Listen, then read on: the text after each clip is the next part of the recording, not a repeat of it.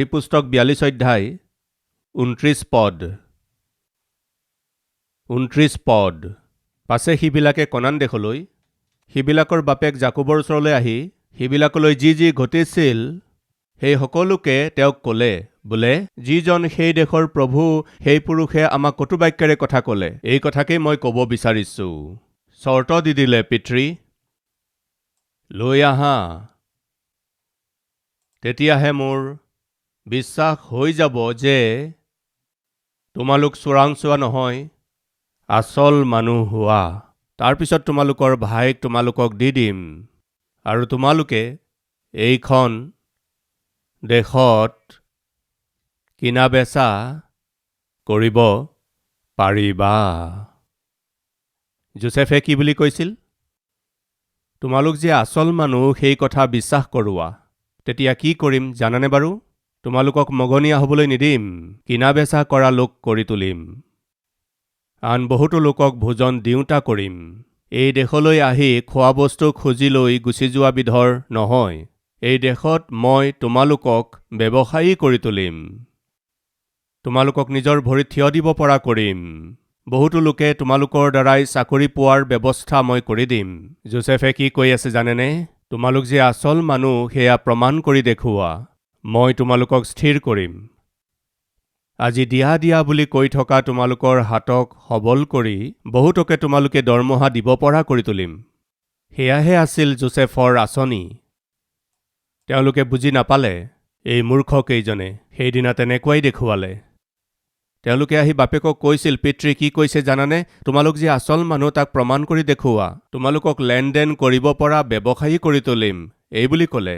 আৰে ভাল কথাইতো কৈছে। বিশ্বাসযোগ্য হ'লে তোমালোকক আশীৰ্বাদ দিম বুলি ক'লে, বিশ্বাসযোগ্য হ'লে তোমালোকক স্থিৰ কৰিম বুলি কৈছে। য়েছ, মোৰ ঈশ্বৰে তাকেই কৈ আছে। আমি প্ৰভুৰ আগত সিদ্ধ আৰু বিশ্বাসযোগ্য দেখিলেই যথেষ্ট। তেওঁ আপোনাক স্থিৰ কৰিব। আপোনাৰ চাকৰিত, আপোনাৰ পৰিস্থিতিক, আপোনাৰ অৱস্থাক, আপোনাৰ পৰিয়ালক, আপোনাৰ ব্যৱসায়ক, আপোনাৰ পৰিচৰ্যাক, মণ্ডলীক স্থিৰ কৰিব। এয়াই যোচেফৰ প্লেন আছিল। তাক কৈ পঠাইছিল, মাৰি পেলাম বুলি কোৱা নাছিল, স্থিৰ কৰিম বুলি কৈছিল। ঈশ্বৰে আপোনাক মাৰি পেলাম বুলি কোৱা নাই, স্থিৰ কৰিম বুলিহে কৈছে। আপুনি বিশ্বাসযোগ্য হ'লে দেখিবলৈ নোপোৱা আশীৰ্বাদ। এইদৰে হোৱাৰ পিছত কি হ'ল? তেওঁলোক মানে যিসকল বাচি গৈছিল, 250 মাইল দূৰ, প্ৰায় 3 সপ্তাহ যাত্ৰা কৰি, 3 সপ্তাহ যাত্ৰা কৰাৰ পিছত, মন দি শুনি আছেনে বাৰু? 20 দিন যাত্ৰা কৰাৰ পিছত তেওঁলোকে নিজ নিজ মুতৰিৰ পৰা শস্য উলিয়াবলৈ ধৰিলে। তেতিয়া তেওঁলোকে দেখিলে যে তেওঁলোকৰ প্ৰতিজনৰ ধনৰ টোপোলা তেওঁলোকৰ মুতৰিতেই ৰখা আছিল। সেইদিনা তেওঁলোকে যেতিয়া অনুতাপ কৰি আছিল, সকলোৱে অনুতাপ কৰিছিল। 21 নম্বৰ পদ। সিবিলাকে ইয়াত এজনৰ বিষয়ে নাই কোৱা। সিবিলাকে ইজনে সিজনে কোৱাকৈ কৰি ক'লে, বাস্তৱিক আমি আমাৰ ভাইৰ বিষয়ে অপৰাধী হৈছোঁ। দণ্ড, এয়া দণ্ড পাইছোঁ। আমি কৰা পাপৰ এয়া দণ্ড। তেওঁলোকে মানিছিল। আমি ভুল কৰিছিলোঁ, মানি ল'লে। আজি এই সকলোবোৰ হৈ থকাৰ কাৰণ হৈছে আমাৰ ভুল আৰু পাপ। স্বীকাৰ কৰিলে কোনে? সকলোৱে। সেইকাৰণে যোচেফে সকলোকে আশীৰ্বাদ দিলে। তাৰ অৰ্থ কি জানেনে? যি লোকে নিজ পাপৰ অনুতাপ কৰে, খ্ৰীষ্টক নিজৰ ত্ৰাণকৰ্তা ৰূপে গ্ৰহণ কৰে, সেই সকলোকে নিজৰ সন্তান হিচাপে গ্ৰহণ কৰি তেওঁৰ ঐশ্বৰ্যৰ সহভাগী হ'বলৈ সৌভাগ্য প্ৰদান কৰিব বিচাৰে। প্ৰিয়সকল, কিমান যে ভাল আমাৰ ঈশ্বৰ। তেওঁত পাৰ্চিয়েলিটি, পক্ষপাত নাই। সকলোৱে নিজৰ নিজৰ মুতৰিত নিজৰ নিজৰ ধন দেখিলে। তাৰ অৰ্থ জানেনে? তেওঁলোকলৈ আশীৰ্বাদ আহি আছে। প্ৰিয়সকল, তেওঁলোকৰ ধন মুতৰিত থাকিব বুলি তেওঁলোকে ভবা নাছিল। কল্পনা কৰিব নোৱাৰা আশীৰ্বাদ। তেওঁলোকে কেৱল খোৱা বস্তুহে আশা কৰিছিল, কিন্তু তেওঁলোকে যি আশা কৰা নাছিল সেয়া ধনখিনি আছিল। তেওঁলোকৰ ধন নিজৰ নিজৰ তেওঁলোকৰ মুতৰিত আছিল। তেওঁলোকৰ মুতৰিত খোৱা বস্তু আছিল, প্লাছ তেওঁলোকৰ ধনখিনিও মুতৰিত আছিল। ভবা নাছিল, কল্পনাও কৰা নাছিল। যোচেফে কঠোৰ ব্যৱহাৰ কৰিছিল, কিন্তু এনেকুৱা আশা কৰা নাছিল।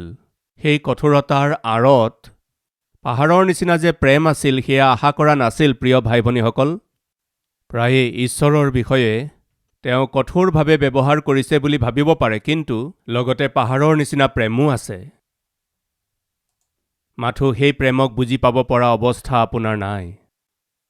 সেই প্ৰেমক কিয় দেখিবলৈ পোৱা নাই বুলি ক'লে, অৰ্থাৎ ঈশ্বৰৰ কল্পনা কৰিব নোৱাৰা আশীৰ্বাদক, কেতিয়াও কোনেও নেদেখা আশীৰ্বাদবোৰ আপুনি কিয় দেখা পোৱা নাই, কিয় বুজি পোৱা নাই, তাৰ কাৰণ হৈছে আপোনাৰ পাপ। এতিয়াও পাপ আপোনাত আছে, সেইকাৰণে বুজি পাব পৰা নাই। আপুনি সুধিব পাৰে, কেনেকৈ কৈছে ব্ৰাদাৰ? চাওঁ আহকচোন। তেওঁলোকে ধনৰ টোপোলাকেইটা দেখি ভয় খালে। কিয় ভয় খাইছিল? আশীৰ্বাদ দেখিলে কিয় ভয় খাইছিল তেওঁলোকে? যোচেফে তেওঁলোকক যিমান প্ৰয়োজন আছিল সিমান খোৱা বস্তু দিলে, লগতে তেওঁলোকৰ ধনখিনিও ঘূৰাই দিলে। ধনখিনি ঘূৰাই পালে। যোচেফে তেওঁলোকক ঘূৰাই দিলে। এয়া আশীৰ্বাদ। কিন্তু তাক দেখি ভয় খাইছে। তেওঁলোকে কিয় ভয় খাইছিল জানেনে? শুনক বন্ধুসকল, তেওঁলোকে কৰা পাপে তেওঁলোকক ভয় খুৱাই আছিল। তেওঁলোকে পূৰ্বে যি পাপ কৰিছিল, সেই পাপে তেওঁলোকক ভয় খুৱাই আছিল। যোচেফৰ ভাল স্বভাৱকো তেওঁলোকে বুজি পাব নোৱাৰা কৰি পেলাইছে। তেওঁক কঠোৰ বুলি আমি ভাবিছিলোঁ, কিন্তু ভাল মানুহ নিচিনা লাগিছে। আমাক খোৱা বস্তুটো দিলে, আমাক যিমান খোৱা বস্তু লাগিছিল দিলে, লগতে ধনখিনিও দি দিলে। ওপৰৰ পৰা তেওঁক কঠোৰ যেন লাগিছে, কিন্তু আমাক বৰ মৰম কৰা লোক যেন লাগিছে। তেওঁলোকে বুজি নোপোৱাৰ কাৰণ হৈছে তেওঁলোকত থকা শংকা, ভয়। কি আছে তাত? সেই ধনৰ টোপোলাকেইটা দেখি তেওঁলোকে ভয় খালে। আশীৰ্বাদবোৰ দেখি ভয় খালে। প্ৰিয়সকল, তাৰ কাৰণ তেওঁলোকত থকা অভাৱৰ কাৰণে। আমাৰ মাজৰ বহুতো লোকে ঈশ্বৰৰ আশীৰ্বাদ নুবুজি অবিশ্বাসৰ কাৰণে ভয় খাই থাকে। উদাহৰণস্বৰূপে, যীশুখ্ৰীষ্টে নিজৰ শিষ্যসকলক তোমালোক সিটো পাৰলৈ যোৱা বুলি কৈ নাৱত বহুৱাই দিলে। নাৱত বহাৰ পিছত তেওঁলোকে নাৱেৰে যাত্ৰা কৰি আছিল, আৰু সেই সময়তেই প্ৰভু যীশুৱে পাহাৰলৈ গৈ প্ৰাৰ্থনা কৰি আছিল। শিষ্যসকল সাগৰৰ মাজ পাওঁতে হঠাতে যেতিয়া সাগৰৰ ঢৌবোৰে নাওখনত খুন্দিয়াইছিল, ডুবিম বুলি তেওঁলোকে ভয় খায়। তেওঁলোকে একোৱেই কৰিব পৰা অৱস্থাত নাছিল, কাৰণে যীশুখ্ৰীষ্ট পানীৰ ওপৰেৰে খোজকাঢ়ি আহিল। কিয় আহিছিল? তেওঁলোকক বচাবলৈ আহিছিল। মোৰ শিষ্যসকলে মোৰ আজ্ঞা অনুসৰি, মই কোৱা কথা অনুসৰি তেওঁলোকৰ যাত্ৰা আৰম্ভ কৰিলে, কিন্তু সেই যাত্ৰাত ধুমুহা আহিল। মোৰ আজ্ঞা অনুসৰি তেওঁলোকে যাত্ৰা আৰম্ভ কৰিলে, সেইকাৰণে সেই যাত্ৰাত কষ্টই হওক বা ধুমুহাই আহক, তেওঁলোকক ৰক্ষা কৰাৰ দায়িত্ব মোৰ। যীশুখ্ৰীষ্টে জানিছিল কাৰণে খোজকাঢ়ি আহিল। অসম্ভৱ কথা। পিতৰক চাগৈ জাকুবে সুধিছিল, ভাই, যদি আপুনি নাইবা ভাই জোহন যীশুৰ লগত থকা হ'লে যীশুক পিছে পিছে নাৱেৰে লৈ আহিলেহেঁতেন। আমি সকলো এইখন নাৱত উঠি গ'লো। এতিয়া যীশু অহাৰ চান্সো নাই। ভাই, আমাক এই বিপদৰ পৰা ৰক্ষা কৰিবলৈ যীশু আমাৰ লগত থকা হ'লে এই সমস্যা, এই ভয় নাথাকিলহেঁতেন। যীশু আমাৰ লগত নাই, প্লাছ যীশু অহাৰ চান্সো নাই। আৰু তাৰমানে আমাৰ আজি হৈ গ'ল, আৰু সহায় কৰিবলৈ যীশুখ্ৰীষ্টৰ অহাৰো চান্স নাই। এই সাগৰৰ মাজত আজি ডুবিব লাগিব। এটা খোজো আগলৈ দিব নোৱাৰা এটা অৱস্থা। চাৰিওফালে আন্ধাৰ, ঢৌ উঠি আছে। কি হ'ব বুলি ভয় খাই থকা আমাৰ মাজত কোনোবা আছে নেকি? একো কৰিব নোৱাৰা অৱস্থা। কি হ'ব বুলি ভয়ে আৱৰি ধৰিছে। প্ৰভুৰ ইচ্ছা অনুসৰি চলি আছো। প্ৰভুৰ ইচ্ছা অনুসৰি পৰিচৰ্যা আৰম্ভ কৰিলোঁ। এই মাটি কিনিলোঁ। প্ৰভুৰ ইচ্ছা অনুসৰি ভৱনটো বনাবলৈ আৰম্ভ কৰিলোঁ। প্ৰভুৰ ইচ্ছা অনুসৰি বিয়া কৰিলোঁ। প্ৰভুৰ ইচ্ছা অনুসৰি ব্যৱসায় আৰম্ভ কৰিলোঁ। প্ৰভুৰ আজ্ঞা অনুসৰিহে এই কাৰ্য আৰম্ভ কৰিলোঁ। নাজানো কিয় সমস্যা আহিছে, বাধাবোৰ আহিছে, বিৰোধ আহিছে। একো বুজি পাব নোৱাৰা এটা অৱস্থা, একো চিন্তা কৰিব নোৱাৰা এটা অৱস্থা। যদি আপুনি এনেকুৱা স্থিতিত আছে, শয়তানে আহি কি ক'ব জানেনে? ঈশ্বৰেও আপোনাক সহায় কৰিব নোৱাৰিব। হৈ গ'ল আৰু আপোনাৰ সাগৰৰ আপুনি একেবাৰে মাজত আছে। একো কৰিব নোৱাৰা অৱস্থাত আছে। চাৰিওফালৰ পৰা ঢৌবোৰ উঠি আছে, আপোনাৰ হৈ গ'ল আৰু। সাধাৰণতে শয়তানে এইদৰে কথা কয়। কিন্তু কি হ'ল জানেনে বাৰু আপুনি? তেওঁৰ শিষ্যসকলে তেওঁৰ আজ্ঞামতে যেতিয়া যাত্ৰা কৰি আছিল, তেওঁলোক ধুমুহাৰ মাজত পৰোঁতে যীশুখ্ৰীষ্টে আশ্চৰ্যকাৰী ঈশ্বৰে আচৰিত ৰূপে সেই ঢৌবোৰৰ ওপৰেৰে খোজকাঢ়ি তালৈ আহি গ'ল। প্ৰিয়সকল, আপুনি ঈশ্বৰৰ ইচ্ছামতে চলা ব্যক্তি হয় যদি, তেওঁৰ ইচ্ছা অনুসৰি যদি আপুনি চলি আছে, আপোনাৰ যাত্ৰাত বাধা হৈ পৰা সকলো ধৰণৰ বিপদৰ সময়ত প্ৰভু উপস্থিত হ'ব আপোনাক ৰক্ষা কৰিবলৈ, সিপাৰলৈ লৈ যাবৰ কাৰণে। তেওঁ আপোনাক অকলে এৰি দিয়া বিধৰ প্ৰভু নহয়। তেওঁ অন্যায় কৰা বিধৰ প্ৰভু নহয়। ইয়াত হোৱা কথাটো হৈছে, যীশুখ্ৰীষ্টে তেওঁলোকক ৰক্ষা কৰিবৰ বাবে পানীৰ ওপৰেৰে খোজকাঢ়ি যেতিয়া আহি আছিল, তেতিয়ালৈকে এওঁলোক বৰ ভয়েৰে ভয়বিধ হৈ, শংকাৰে পৰিপূৰ্ণ হৈ যীশুক অহা দেখি তেওঁলোকে ক'লে, হাই হাই, ভূত আহিল, ভূত আহিল। কাক দেখি ক'লে? যীশুখ্ৰীষ্টক দেখি ক'লে ভূত। তেওঁলোকে যীশুখ্ৰীষ্টক কিয় চিনি নাপালে? ভয়ৰ কাৰণে। তেওঁলোকক ৰক্ষা কৰিবলৈ যীশুখ্ৰীষ্ট আহিছিল যেতিয়া, শিষ্যসকলে তেওঁক চিনি নাপাই কি ক'লে জানেনে? ভূত। কাৰণ হৈছে ভয়।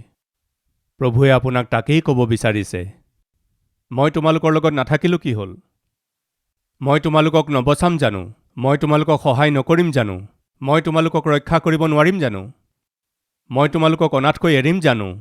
মই তোমালৈ অন্যায় কৰিম জানো? মই তোমালোকৰ ওচৰত আছোঁ তোমালোকক ৰক্ষা কৰিবলৈ, তোমালোকক সিপাৰলৈ লৈ যাবৰ কাৰণে, বিপদৰ পৰা বচাবলৈ, সংকটৰ পৰা মুক্ত কৰিবলৈ। মই তোমাৰ ওচৰত আছোঁ। প্ৰভু, আপুনি ওচৰত আছে যদি মই কিয় দেখা পোৱা নাই? মোক দেখা নাপাবা। তোমাৰ অবিশ্বাস, তোমাৰ ভয়ে মোক দেখা পাব নোৱাৰা কৰি দিলে। যীশুখ্ৰীষ্টে নিজৰ শিষ্যসকলক ক'লে, হে অল্পবিশ্বাসীবিলাক, কিয় ভয় কৰিছা? তেওঁলোকৰ অবিশ্বাসে যীশুখ্ৰীষ্টক চিনি নোপোৱা কৰিলে। আপোনাৰ অবিশ্বাসেই আপোনাৰ লগত থাকি আপোনাৰ সহায় কৰোঁতা, আপোনাৰ মংগল কৰোঁতা, প্ৰাণতকৈও অধিক প্ৰেম কৰোঁতা সেই ঈশ্বৰক আৰু সেই ঈশ্বৰৰ অলৌকিক সংকল্পক আপুনি বুজি পাব নোৱাৰা কৰি তোলে। ভুল বুজাবুজিত আপোনাক পেলাই দিয়ে। আপোনাক ঈশ্বৰে প্ৰেম নকৰিব কিয়? আপোনাক ঈশ্বৰে বুজি নাপাব কিয়? আপোনাক ঈশ্বৰে অনাথকৈ এৰিব কিয়?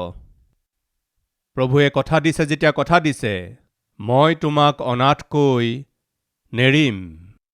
ভনী, ঈশ্বৰে আপোনাকেই কৈ আছে, মোৰ ভৱিষ্যতে কি হ'ব? মোৰ পৰিয়ালৰ ভৱিষ্যত কি? মোৰ সন্তানৰ ভৱিষ্যত কি? মোৰ ল'ৰাৰ ভৱিষ্যত, মোৰ ছোৱালীৰ ভৱিষ্যত কি হ'ব? মোৰ মৰাৰ পিছত সিহঁতৰ কি হ'ব? এই বুলি চিন্তা কৰি আছে। তোমাতকৈও বেছি যত্ন লোৱা ঈশ্বৰ হিচাপে মই আছোঁ। তোমাক যিদৰে অনাথকৈ নেৰিলোঁ, তোমাৰ সন্তানকো মই অনাথকৈ নেৰিম। তোমাৰ সন্তানকেইটিক অনাথকৈ মই নেৰিম। এয়া ঈশ্বৰে দিয়া এক বাৰ্তা। শিষ্যসকলে চিনি পাব নোৱাৰিলে। ভয়। ঈশ্বৰ আপোনাৰ লগত নাই বুলি আপুনি নাভাবিব। আপোনাক মুক্ত নকৰিব বুলি নাভাবিব। তেওঁ নিশ্চয়ে আপোনাৰ সংগে সংগে আছে। কথা এটা কওঁনে বাৰু? সুৰক্ষাৰে সৈতে যি লক্ষ্যলৈকে আপোনাক লৈ যাব লাগে, প্ৰভুৱে তালৈ নিব। অবিশ্বাসক ত্যাগ কৰক। তেওঁলোকৰ মুতৰিত খোৱা বস্তু প্লাছ আশীৰ্বাদ থোৱা স্বত্তেও যোচেফক কঠোৰ বুলি কৈছে। ৰক্ষা কৰিবলৈ যীশুখ্ৰীষ্ট আহোঁতে ভূত বুলি শিষ্যসকলে ক'লে। কাৰণ ভয়। কাৰণ ভয়। আজি আপোনাত থকা ভয়েই কেনেকুৱা ভয়? ঋণৰ ভয়, শত্ৰুৰ ভয়, বেমাৰৰ ভয়, এতিয়া বৰ্তমান কৰোনাৰ ভয়, চাকৰি গুচি যাব চাগৈ ভয়, নাপাব ভয়, বিয়া নহ'ব ভয়, সন্তান নহ'ব ভয়, এই বেমাৰ ভাল নহ'ব ভয়। সেই ভয়েই ঈশ্বৰে আপোনাৰ বাবে লুকুৱাই থোৱা আশীৰ্বাদক অনুভৱ যাতে কৰিব নোৱাৰে, আনন্দ যাতে কৰিব নোৱাৰে, গ্ৰহণ কৰিব যাতে নোৱাৰে, তেনেকুৱা কৰি দিয়ে। তেওঁলোকৰ মুতৰিত ধন দি পঠোৱা বাবে তেওঁলোকে ভয় খালে, ভয়হে খালে। 42 অধ্যায়ৰ 28 পদ তেওঁলোকে কেনেকৈ ভয় কৰিছিল চাওঁ আহক। 28 নম্বৰ পদ। তেতিয়া সি ভায়েক ককায়েকবিলাকক ক'লে, মোৰ ধন উভতি আহিল, আৰু চোৱা সেয়ে মোৰ মুতৰিতে আছে। তাতে সিবিলাকৰ প্ৰাণ উৰি গ'ল। আৰু ভয় পাই ইজনে সিজনে কোৱাকুই কৰি ক'লে, ঈশ্বৰেনো আমালৈ এইটো কি কি কৰিলে? কোনে কৰিছে? ঈশ্বৰে। কি কৰিছে? এয়া কি হৈ গ'ল? আৰু আমালৈ অন্যায় হৈছে। আমাৰ ওপৰলৈ কিবা এক ভয়ানক বিপদ আহিছে। পিছ লৈছে। প্ৰায়ে আমি কওঁ নহয়, শনিয়ে পাছ নেৰা হৈছে বুলি। প্ৰতি খোজে খোজে শনিয়ে পিছ লৈ আছে। তেওঁলোকৰ মাজত আপুনি থাকিলে চাগৈ তেনেকৈয়ে ক'লেহেঁতেন, ব্ৰাদাৰ, খেদি ফুৰিছে ব্ৰাদাৰ। কি? শনিয়ে। আমি গ'লো মিছৰলৈনো কিয় গ'লো? সেই মহান ব্যক্তিজনকনো কিয় লগ পালোঁ? আমাৰ 10জনকনো কিয় জেলত পেলালে? 3 দিন পিছত আমাক উলিয়াই চিমিয়নক ৰাখি আমাকনো কিয় পঠাব লাগে? আমাৰ মুতৰিত এইবোৰ ধন কিয় আহিল? বিন্যামিনকনো কিয় লৈ আহিব লাগে? শনি লাগিছে। নহয় প্ৰিয়সকল, যোছেফে তেওঁলোকৰ বিষয়ে অলপো বেয়া চিন্তা কৰা নাছিল। তেওঁলোকৰ মংগলহে কৰিছে। কিন্তু তেওঁলোকে বুজিবলৈ তেওঁলোকৰ আত্মিকতা ক'ত আছেনো? ভাই ভনীসকল, কথাটো বুজি পাইছেনে? ঈশ্বৰে আপোনাৰ জীৱনত, আপোনাৰ পৰিয়ালত একো বেয়া কৰি থকা নাই। কিন্তু আপুনি ভাবিছে কিবা বেয়া হৈ আছে। এনেকুৱা নহয়। ঈশ্বৰৰ আশীৰ্বাদবোৰ বুজিবৰ বাবে আত্মিকতা আপোনাত নাই কাৰণে আজি আপুনি ভয় খাই আছে। তেওঁক প্ৰেম কৰা লোকসকলক, মানে তেওঁবিলাকৰ পক্ষে সকলোৱে মংগলৰ অৰ্থে একেলগে কাৰ্য কৰিছে, অৰ্থাৎ যিবিলাক তেওঁৰ অভিপ্ৰায় অনুসাৰে আমন্ত্ৰিত। কেনে অদ্ভুত বাক্য! শুনি আছেনে? আপুনি নিজৰ পাপৰ পৰা মন পালটন কৰি প্ৰভু যীশুখ্ৰীষ্টক নিজৰ উদ্ধাৰকৰ্তা ৰূপে গ্ৰহণ কৰি তেওঁৰ দৃষ্টিত ধাৰ্মিকতাৰে আৰু সিদ্ধতাৰে চলি থকা বিশ্বাসী হয় যদি শুনক, আপোনাক আশীৰ্বাদ দিবৰ বাবেই, উত্তম আশীৰ্বাদ আপোনাক দিবৰ বাবেই ঈশ্বৰে এটা এটা খোজ আগবঢ়াইছে। চিমিয়নক বন্দীশালত থৈ যোছেফে অন্যায় কৰিছিলনে? নাই কৰা। 9জনক মুক্ত কৰি ঘৰলৈ পঠোৱাটো অন্যায় নেকি? নহয়। বিন্যামিনক লৈ আহা বুলি কোৱাটো অন্যায় নেকি? নহয়। তেওঁলোকৰ মুতৰিত ধন থৈ দিয়াটো অন্যায় নেকি? নহয়। তেন্তে কি? আশীৰ্বাদ। আগতে নেদেখা আশীৰ্বাদ। সেয়া কল্পনা নকৰা আশীৰ্বাদ। বিবেকে বুজি পাব পৰাতকৈ ডাঙৰ আশীৰ্বাদ। কিন্তু এই আশীৰ্বাদে তেওঁলোকক ভয় খুৱাইছে। এই আশীৰ্বাদে তেওঁলোকক কিয় ভয় খুৱাইছে জানেনে? তেওঁলোকত সেই আত্মিকতা নাই কাৰণে। এওঁলোকৰ অন্তৰত ঈশ্বৰৰ প্ৰতি বা ঈশ্বৰৰ আঁচনিৰ প্ৰতি ভৰসা নাই কাৰণে আশীৰ্বাদকেই তেওঁলোকে ভয়ৰ কাৰণ হিচাপে দেখিলে। অলৌকিক যীশুখ্ৰীষ্টকেই দেখি তেওঁলোকে ভূত বুলি ভাবিছিল। সেয়া অবিশ্বাস। কিন্তু যিজনক তেওঁলোকে ভুল বুজিলে সেই যীশুখ্ৰীষ্টেই সাগৰৰ ঢৌ শান্ত কৰিলে আৰু তেওঁলোকক পাৰলৈ নিলে। যি যোছেফক তেওঁলোকে ভুল বুজিছিল সেই যোছেফেই এওঁলোকৰ গোটেই পৰিয়ালটোক নিজৰ ওচৰলৈ মতাই নিলে আৰু সকলোৰে ভৰণ পোষণ কৰিলে। তেওঁলোকৰ লক্ষ্যলৈ তেওঁলোকক লৈ গ'ল। মই কৈছিলোঁ নহয়, যীশুখ্ৰীষ্টক যোছেফত দেখা পোৱা যায়। যোছেফত যীশুখ্ৰীষ্টক দেখা পোৱা যায়। প্ৰিয় ভাই ভনীসকল, ঈশ্বৰে আপোনালোকক প্ৰেম কৰে। আপোনাৰ আশে পাশে থকা পৰিস্থিতি অতি বিপদজনক যেন দেখিব পাৰে। সেই সকলোকে ঈশ্বৰে অদ্ভুত ৰূপে আশীৰ্বাদলৈ সলনি কৰি দিব। আপুনি বুজি নাপাব পাৰে। অবিশ্বাসী নহৈ বিশ্বাসী হৈ বুজি লওক। আচৰিত কাৰ্য আপুনি দেখিব। আপুনি নজনাকৈয়েই আশীৰ্বাদ আপোনাৰ চাৰিওফালে আছে, কিন্তু আপুনি জানিব পৰা নাই। অবিশ্বাসৰ কাৰণে আৰু আত্মিকভাৱে অন্ধ হৈ থকাৰ কাৰণে আপুনি বুজি পাব পৰা নাই যীশুখ্ৰীষ্টে আপোনাৰ বাবে যি কৰি আছে। এই বিশেষ বাৰ্তাটো শুনাৰ পাছতো ঈশ্বৰক ভুল বুজিবলৈ এৰি দি আৰু অবিশ্বাসক ত্যাগ কৰি যি অৱস্থাতেই আছে সেই অৱস্থাতেই যেনেকুৱাই নাথাকক কওক, প্ৰভু মোক ক্ষমা কৰক। আপুনি যে মোক ইমান প্ৰেম কৰে মই বুজি পোৱা নাছিলোঁ। আপুনি যে মোক ইমান বেছি প্ৰেম কৰে মই বিশ্বাস কৰিব পৰা নাছিলোঁ।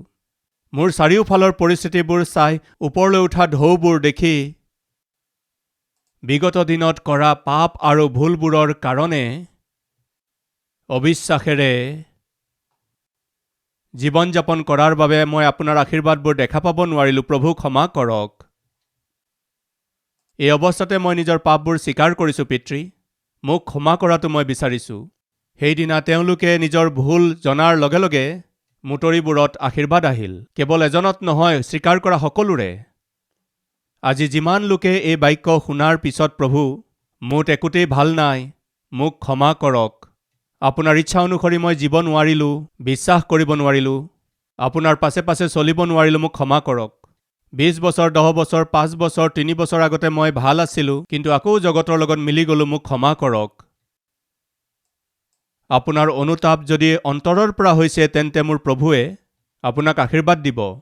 এই সময়ৰ পৰাই আপুনি দেখিব।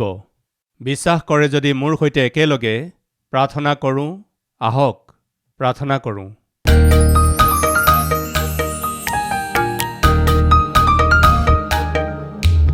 মহান পবিত্ৰ প্ৰেমময় পিতৃ ঈশ্বৰ, তেওঁলোকে আনলৈ খন্দা গাঁতত নিজেই পৰিল। যিয়ে আনলৈ গাঁত খান্দে তেওঁলোক নিজেই তাত পৰে, এয়া সত্য। বছৰ বছৰ সময় পাৰ হ'লেও, ঠাই সলনি হৈ গ'লেও, চাকৰি বাকৰি সলনি কৰিলেও, যিয়েই কৰক, কিন্তু সময় আহিলে বহুত আগতে আনলৈ খান্দি থোৱা গাঁতত এতিয়া নিজে পৰে, সেয়া সত্য। এইদৰে নপৰাকৈ থাকিবলৈ হ'লে এটাই মাত্ৰ উপায়, আপোনাৰ উপস্থিতিত আপোনাৰ চৰণত প্ৰণিপাত কৰি অনুতাপ কৰিলে তেতিয়াহে পিতৃ আমি কৰা পাপৰ কাৰণে পাবলগীয়া দণ্ড মুচি পেলাব, কৃপা কৰিব, অনুগ্ৰহ দেখুৱাব, চকু পানী মুচি দিব। আজি প্ৰাৰ্থনা কৰা প্ৰত্যেককে, অনুতাপ কৰা প্ৰত্যেককে পিতৃ ক্ষমা কৰক। ক্ষমা কৰক পিতৃ। তেওঁলোকৰ হৈ ময়ো প্ৰাৰ্থনা কৰিছোঁ পিতৃ। আপোনাৰ সন্মুখত জানি বুজি কৰা পাপবোৰ ক্ষমা কৰক পিতৃ। মাকৰ গৰ্ভৰ পৰা জন্ম হোৱা দিনৰ পৰা আজিৰ এই মুহূৰ্তলৈকে আমি কৰা প্ৰত্যেক অপৰাধ আৰু পাপ ক্ষমা কৰক পিতৃ। মূৰৰ পৰা ভৰিৰ গেৰুৱালৈকে আপোনাৰ তেজেৰে ধুই শুচি কৰক পিতৃ। নিজৰ সন্তান হিচাপে গ্ৰহণ কৰক। স্বৰ্গৰ চিৰি হিচাপে আমাক সলনি কৰক পিতা। আপোনাৰ ৰাজ্যৰ উত্তৰাধিকাৰী আমাক কৰি দিয়ক পিতৃ। যীশুৰ নামত মাগিছোঁ পিতৃ। আমেন।